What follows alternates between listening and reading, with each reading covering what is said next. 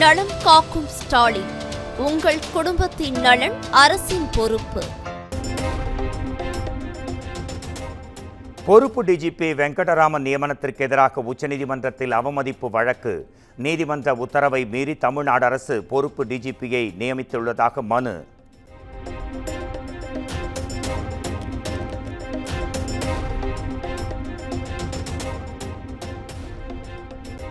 DGP ஓய்வு பெறுவதற்கு முன்பாகவே 3 பெயர்களை மாநில அரசு அனுப்பி வைத்திருக்க வேண்டும். இதை தெரிந்தும் திமுக அரசு தங்களுக்கு வேண்டப்பட்டவர்களை நியமித்திருப்பது கண்டனத்திற்குரியது என எடப்பாடி பழனிசாமி பேச்சு.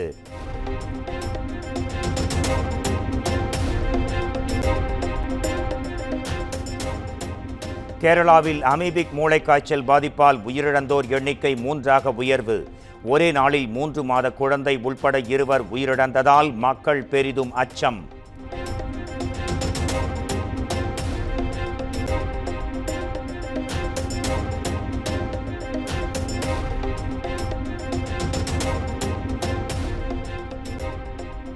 தமிழ்நாட்டில் மாநகராட்சி மற்றும் நகராட்சிகளில் உள்ள நீச்சல் குளங்களை ஆய்வு செய்ய உத்தரவு. கேரளாவில் அமீபா தொற்று பரவும் நிலையில் மாநில சுகாதாரத்துறை நடவடிக்கை.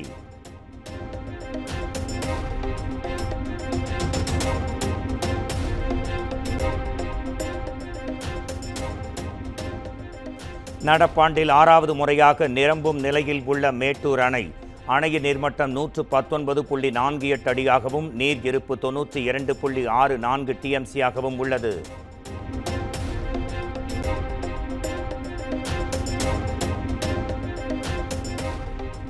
மேட்டூர் அணையிலிருந்து 16 கண் மதகுகள் வழியாக தண்ணீர் திறக்க வாய்ப்பு. கால்வாய் ஓரங்களில் வசிக்கும் மக்கள் பாதுகாப்பான இடங்களுக்கு செல்ல எச்சரிக்கை. உபரி நீர் 16 கண் மதகு வழியாக மாலை சுமார் 5 மணி அளவில் திறந்துவிடப்பட உள்ளது. எனவே காவிரி கரையோர பகுதியில் வசிக்கும் பொதுமக்கள் அனைவரும் பாதுகாப்பான இடத்திற்கு செல்லுமாறு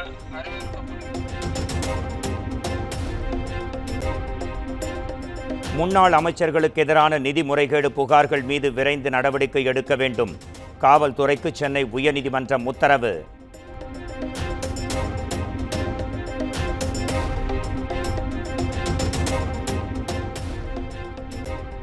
மடப்புரம் அஜித்குமார் கொலை வழக்கில் சிபிஐ தாக்கல் செய்த குற்றப்பத்திரிகையை திருப்பி அனுப்பியது மதுரை மாவட்ட நீதிமன்றம். முதற்கட்ட குற்றப்பத்திரிகையில் குறைகளை நிவர்த்தி செய்து மீண்டும் தாக்கல் செய்ய உத்தரவு.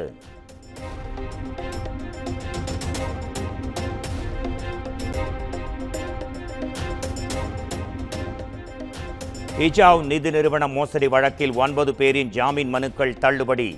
எந்த விதமான உத்தரவாதத்தையும் அளிக்காததால் தற்போதைக்கு ஜாமீன் வழங்க முடியாது என உயர்நீதிமன்றம் கருத்து.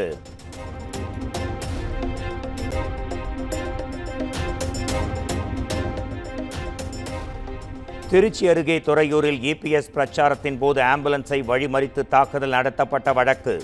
4 பேருக்கு இடைக்கால முன்ஜாமீன் வழங்கி உயர்நீதிமன்ற மதுரை அமர்வு உத்தரவு.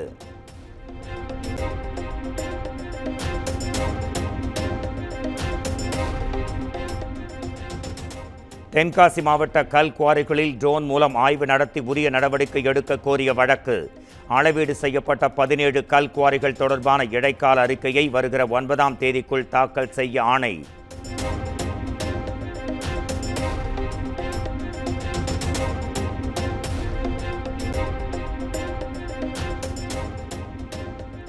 அமமுக பொதுச் செயலாளர் டிடிவி தினகரன் தேசிய ஜனநாயக கூட்டணியில் தான் தொடர்ந்து இருக்கிறார்.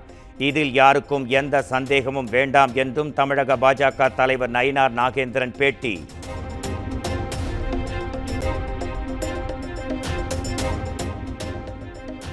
சட்டப்பேரவைத் தேர்தலில் அமமுக எந்த கூட்டணியில் இடம்பெறும் என்பதை டிசம்பர் மாதம் அறிவிப்போம். நடந்து முடிந்த மக்களவைத் தேர்தல் வேறு, 2026 சட்டப்பேரவைத் தேர்தல் வேறு என்றும் விளக்கம்.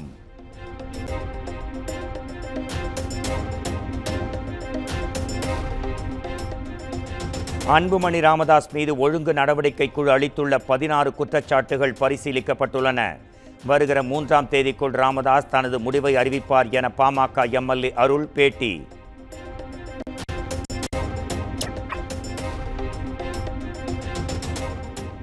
கிராஸ் ரூட் தயாரிப்பு நிறுவனத்தை மூடுவதாக இயக்குனர் வெற்றிமாறன் அதிரடி அறிவிப்பு. இயக்குனராக இருப்பது சுதந்திரம் என்றும் தயாரிப்பாளராக இருப்பது சிரமம் என்றும் வேதனை.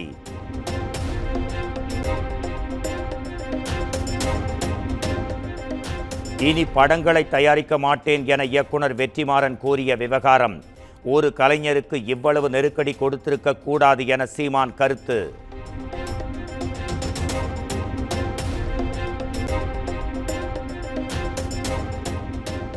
முதலமைச்சர் மு.க. ஸ்டாலினின் ஜெர்மனி பயணத்தில் 3201 கோடி ரூபாய் முதலீடுகள் ஈர்ப்பு.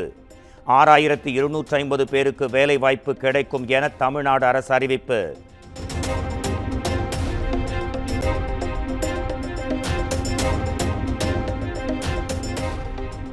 ஆன்லைன் மூலம் ஆர்டர் செய்த சாப்பாட்டில் இறந்த கரப்பான் பூச்சி கிடந்த விவகாரம்.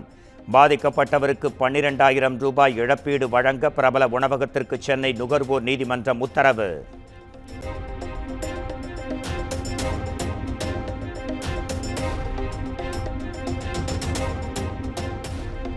கோவை மாவட்டம் சூலூர் அருகே பெண்ணை தாக்கி 4 சவரன் தங்க நகையை பறித்துச் சென்ற சம்பவம். 3 பேர் கைதான நிலையில் துப்பாக்கி மற்றும் தோட்டாக்கள் பறிமுதல்.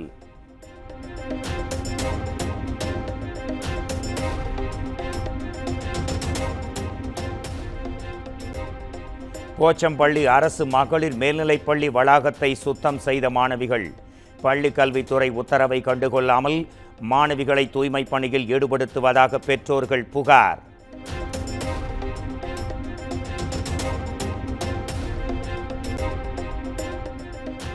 தமிழக காவல்துறையினர் பொறுப்பு டிஜிபி வெங்கடராமனுக்கு சென்னை மாநகர காவல் ஆணையர் அருண் சந்திப்பு. நேற்று விநாயகர் சிலை கரைப்பு பாதுகாப்பு பணியில் இருந்த நிலையில் இன்று நேரில் சந்தித்து வாழ்த்து தெரிவித்தார்.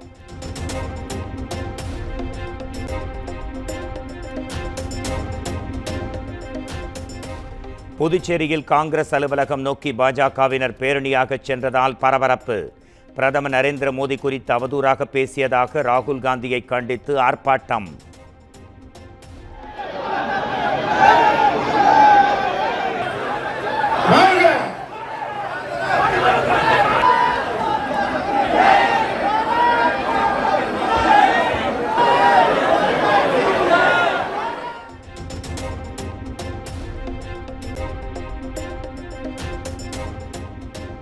தெருநாய் தொடர்பான சர்ச்சை விவகாரத்தில் மன்னிப்பு கோரிய நடிகர் படவா கோபி.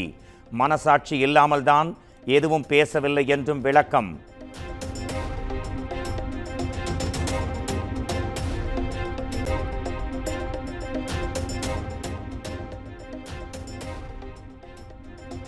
தெருநாய்கள் தொடர்பான விவாதத்தில் கலந்து கொண்டதை வைத்து நிறைய பேர் ஆபாசமாக பேசுகின்றனர்.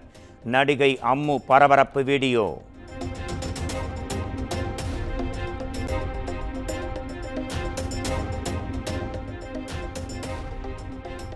சென்னை அடையாறு பாலத்திலிருந்து ஆற்றில் குதித்த நபரால் பெரும் பரபரப்பு.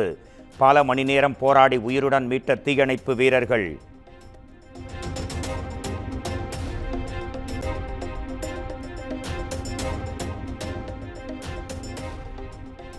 AI திரைத்துறை முழுமையாக ஆதிக்கம் செலுத்தாது, ஆனால் அதன் உதவி நிச்சயமாக இருக்கும்.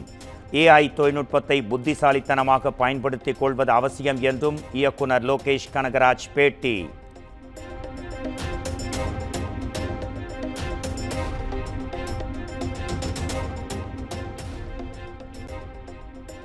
சீனாவில் ரஷ்ய அதிபர் விளாடிமிர் புட்டினுடன் பிரதமர் நரேந்திர மோடி பேச்சுவார்த்தை.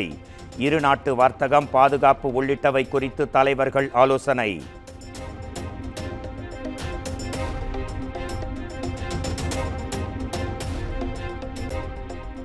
யுக்ரைனுடனான யுத்தத்தை முடிவுக்கு கொண்டுவர விளாடிமிர் புட்டினிடம் பிரதமர் நரேந்திர மோடி வலியுறுத்தல். நட்புறவை அமைதிக்கு வழிவகுக்கும் என்றும் பேச்சு.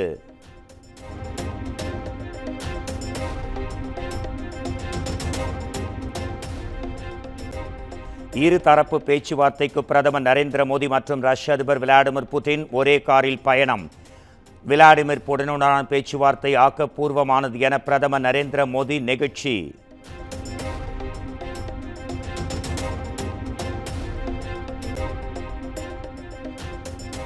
ஆசிரியர்கள் பணியில் தொடர டெட் தேர்வில் தேர்ச்சி பெறுவது கட்டாயம். ஓய்வு பெற 5 ஆண்டுகள் உள்ளவர்கள் மட்டும் பணியில் தொடரலாம் என்றும் உச்சநீதிமன்றம் தீர்ப்பு.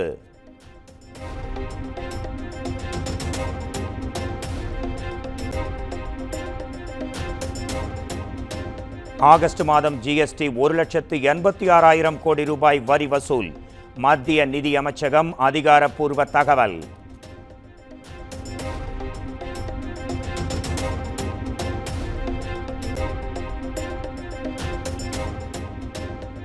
டெல்லியில் உள்ள அரசு இல்லத்தை காலி செய்தார் ஜெகதீப் தன்கர். ராஜஸ்தானில் முன்னாள் எம்எல்ஏவுக்கான ஓய்வூதியம் வழங்க கோரி ஜெகதீப் தன்கர் விண்ணப்பம்.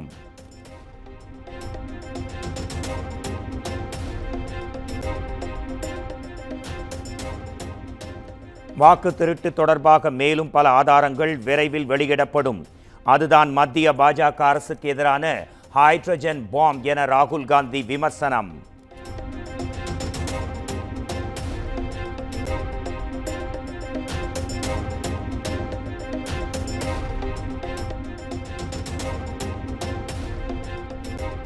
ஆப்கானிஸ்தானில் ஏற்பட்ட நிலநடுக்கத்தில் சிக்கி உயிரிழந்தோர் எண்ணிக்கை 800ஆக உயர்ந்தது. 2500க்கும் மேற்பட்டவர்கள் காயமடைந்து மருத்துவமனைகளில் அனுமதி.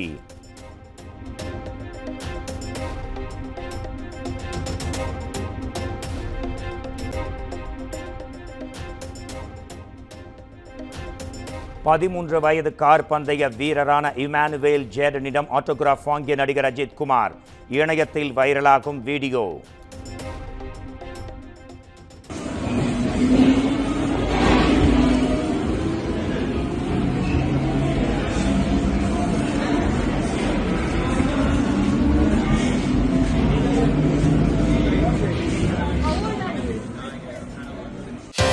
நலம் காக்கும் ஸ்டாலின். உங்கள் குடும்பத்தின் நலன் அரசின் பொறுப்பு.